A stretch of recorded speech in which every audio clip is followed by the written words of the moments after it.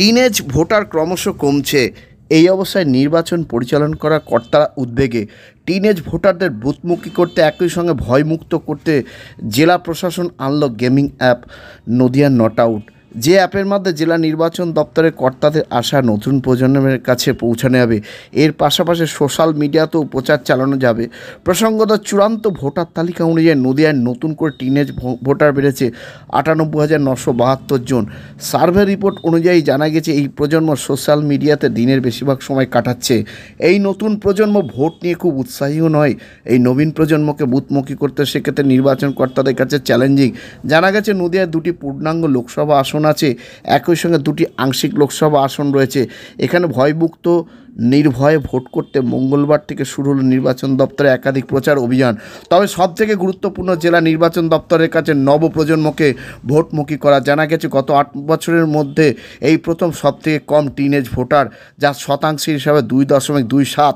চূড়ান্ত ভোটার তালিকা অনুযায়ী নদিয়ায় নতুন করে টিনেজ ভোটার 98,972 জন। এই প্রজন্ম মোবাইলে ব্যস্ত থাকে, সেখানে তারা গেম খেলে, তাই জেলা প্রশাসন মজার মাধ্যমে গেমের মাধ্যমে নতুন ভোটারদের ধরতে চাইছেন। এই অবস্থায় মঙ্গলবার উদ্বোধন হলো gaming app Nadia not out. যে অ্যাপের মাধ্যমে জেলা নির্বাচন দপ্তরের কর্তাদের আসা নতুন প্রজন্মের কাছে পৌঁছানো যাবে। নতুন ভোটার ও পুরনো ভোটারদের সচেতনতা ও তারা কীভাবে ভোট দেবেন সেই নিয়ে বিশেষ বার্তাও দেওয়া হচ্ছে। পাশাপাশি রয়েছে কুইজের মাধ্যমে বিভিন্ন খেলা, যেটা দেখলে যুবক ও যুবতীরা তারা অতি সহজে ভোটদান করতে হবে, ভোট দেবে তা স্পষ্ট করা হয়েছে। তা নিয়ে কথা বলেছিলাম জেলা শাসকের সঙ্গে, তার বক্তব্য শোনাবো। আর এই নিয়ে আজকাল আগামী বিশেষ প্রতিবেদন নতুন প্রজন্মকে বুথমুখী করতে নদিয়া নট আউট অ্যাপ কমিশনের।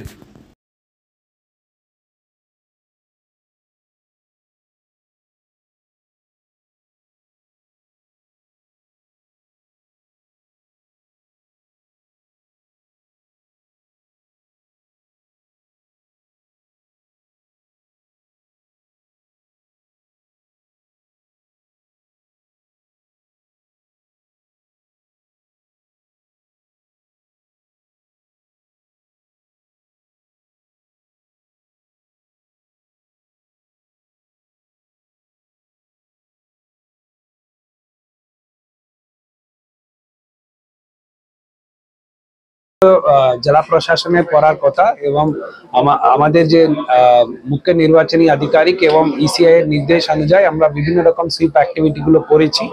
আজকে আমরা একটা অ্যাপ লঞ্চ করেছি যাতে বিশেষ যুবক এবং যুবা ভোটার যারা রয়েছে, ইয়ং ভোটার আর বিভিন্ন যারা ভালনারেবল গ্রুপস যারা রয়েছে তাদের জন্য এই অ্যাপের মাধ্যমে আমরা কিন্তু ভোট প্রচারটাকে নিয়ে যেতে চাই, যাতে ওরা নির্ভয় নির্বিঘ্নভাবে মানে ভোটের দিন জন্য ভোট দিতে পারে এবং তাদের ভোট প্রক্রিয়ার সম্বন্ধে বিভিন্ন রকম যে প্রক্রিয়াগুলো রয়েছে সেগুলো নিয়ে তাদের একটা সচেতনতার জন্য আমরা এই অ্যাপের মাধ্যমে বিভিন্ন কুইজ কম্পিটিশনের মতো আমরা বিভিন্ন অ্যাক্টিভিটিস গুলো রাখেছি, যেখান থেকে ওরা আমাদের ভোট প্রক্রিয়া এবং আমাদের দেশের যে সংবিধান এই সবগুলো নিয়ে অনেক কটা জিনিসগুলো। আপনারা জানেন কি যে আমাদের প্রত্যেকটা যে দোকানগুলো, মুড়িখানা দোকান আছে, চা দোকান আছে, ওখানে একটা কিন্তু পেমেন্ট অ্যাপের একটা কিউআর কোড, একটা দোকানগুলোকে আমরা কিউআর কোড দেব।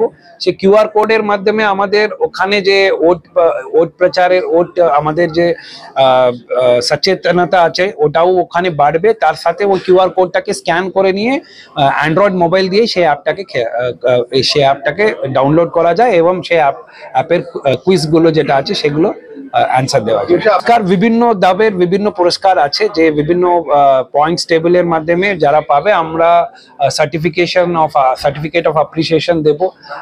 কিছু একটা প্রোগ্রাম করে তাদেরকে ওখানে কিছু স্পেশাল কিছু লার্নিং মেটেরিয়ালস গুলো দেওয়া হবে।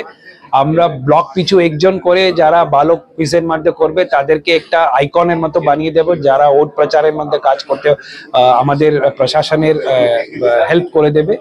আর ফাইনালি যারা বিভিন্ন ক্যাটাগরিতে যারা প্রথম স্থান পাবে তাদের জন্য একটা ডিস্ট্রিক্ট ম্যাজিস্ট্রেটের সাথে একটা রাউন্ড টেবিল ইন্টারাকশন সেশন করবে। সেটা এই মূলত আজকে যে অনুষ্ঠান আমরা করেছি সেখানে 4টে কলেজকে ডাকা হয়েছে। স্পেস কনস্ট্রেনের জন্য আমরা আরো বেশি লোককে ডাকতে পারিনি, কিন্তু আমাদের আগামী দিনে চেষ্টা থাকবে আমরা প্রত্যেকটা স্কুল এবং কলেজ যেগুলো আছে সেখানে কিন্তু এই অ্যাপের মাধ্যমে এই সুইপের প্রচারটাকে করতে।